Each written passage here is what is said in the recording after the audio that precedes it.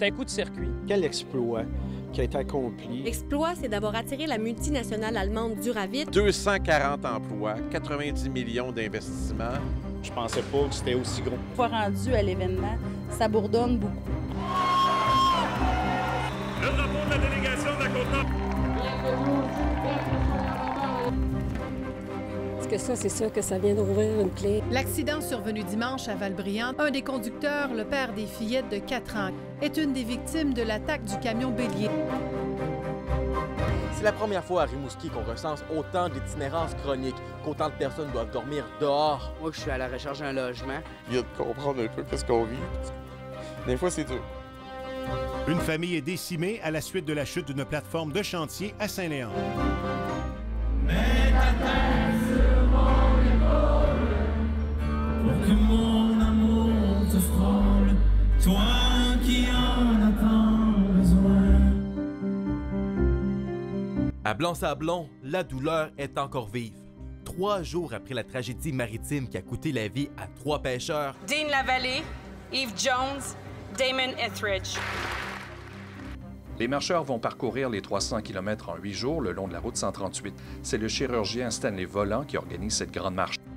Pour bâtir un meilleur futur pour tous et apprendre à se connaître puis briser les murs qui nous séparent.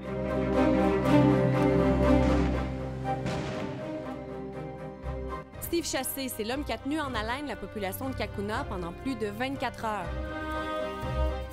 Les informations recueillies par le corps policier laissent entendre qu'un individu du secteur manque à l'appel. Le service des enquêtes des crimes contre la personne poursuivent leurs recherches sur un site d'enfouissement. Denis Mius connaît bien l'appareil municipal. Il a remporté cette élection avec 26,6 % des voix. Je veux qu'on recommence, qu'on reprenne notre lead. La vague de compression qui a déferlé sur TVA affecte grandement les stations régionales. 23 employés de la station de l'Est du Québec ont vu leur poste être aboli. C'est une catastrophe. C'est une catastrophe pour l'information régionale, pour la production régionale.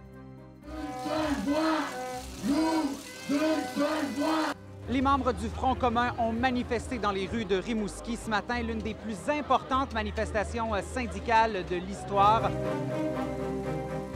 Les gens sont vraiment motivés. On en a plein notre casse. Le comité indépendant formé de 5 personnes par la Ligue canadienne de hockey a finalement opté pour Rimouski et l'Océanique pour la tenue de ce fameux tournoi. L'Océanique, ça fait 30 ans que ça existe. Une communauté qui embarque dans ces événements-là.